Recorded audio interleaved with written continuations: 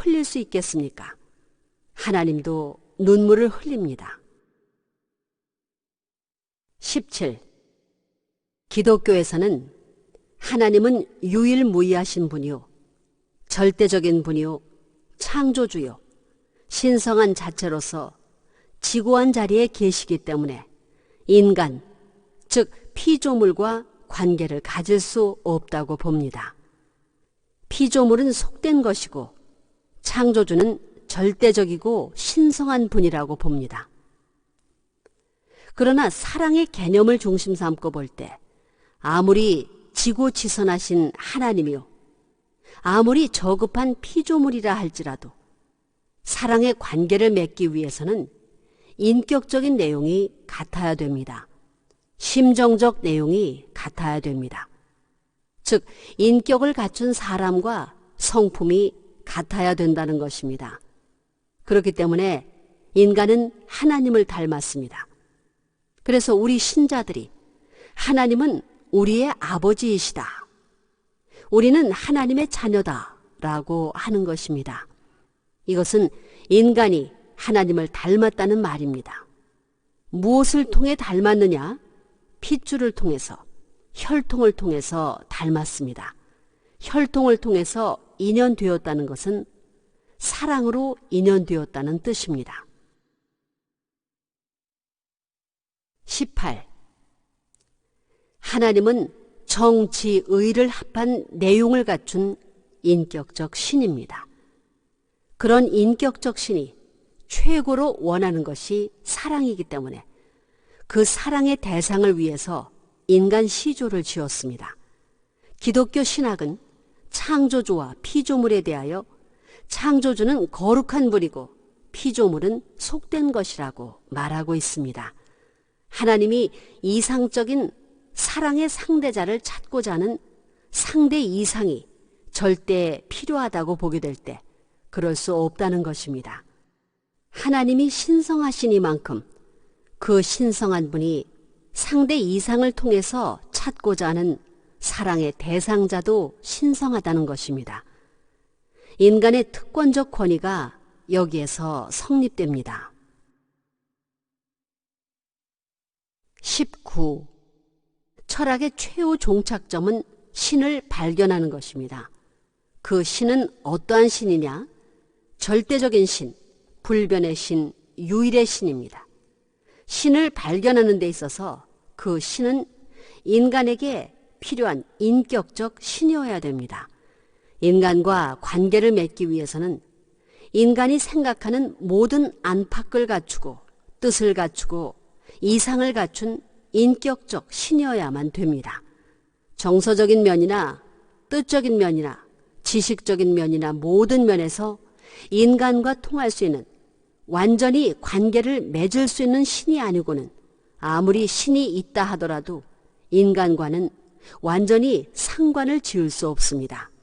이렇게 볼 때 인격적 신이 되어야 한다는 표제 밑에서 철학은 하나님을 숭상 안 해왔습니다.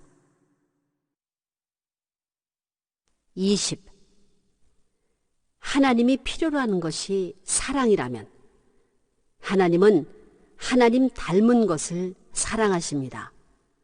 그러므로 하나님이 좋아할 수 있는, 사랑을 나눌 수 있는 상대적인 것을 필요로 합니다.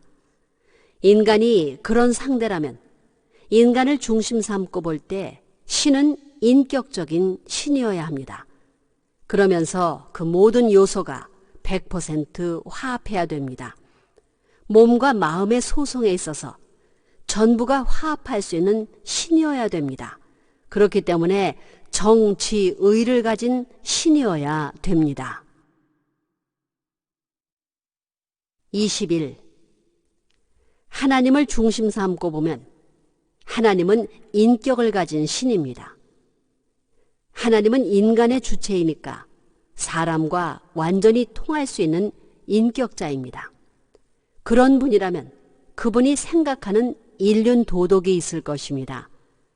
인간이 이렇게 살아야 한다는 법칙이 있을 것입니다.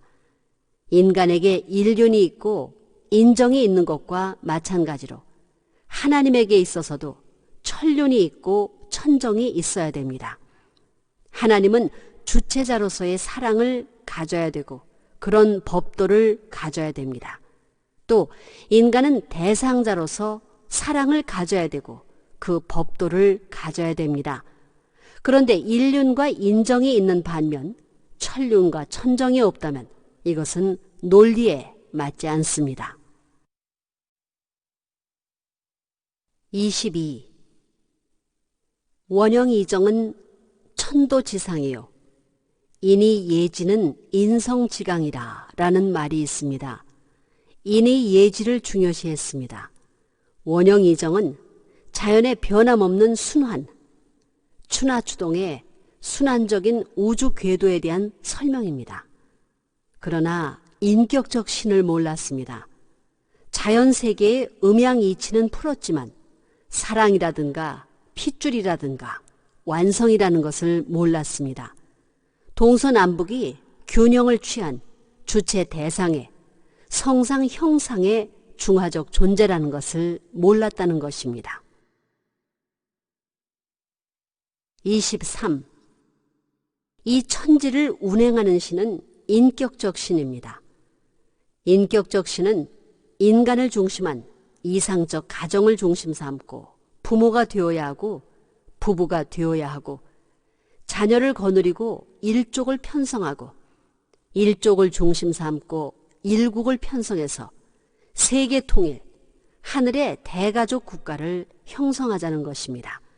그러면 단일 민족이 됩니다. 예수님이 하나님의 독생자라고 한 것은 놀라운 선언입니다. 그 다음에는 신랑 신부를 말했습니다. 남자로서 이룩할 최고의 기준을 가르쳐 준 것입니다. 요한복음 14장을 보게 되면 골자를 전부 다 얘기했습니다. 그래서 나중에 신랑 신부를 찾아와서 가정 편성, 종족 편성, 국가 편성, 세계 통일 천하를 위해 재림을 한다는 것입니다. 24. 사랑을 논하려면 인격적인 신이 아니고는 안 됩니다. 정서와 인격적으로 사람과 같은 소성을 가진 신이어야 되는데 그러한 신을 제시한 종교는 기독교밖에 없습니다. 기독교에서는 하나님을 아버지, 여호와 하나님이라고 했습니다. 여호와 하나님을 아버지라고 불렀다는 것입니다. 하나님을 아버지라고 했다는 사실은 위대한 발견입니다.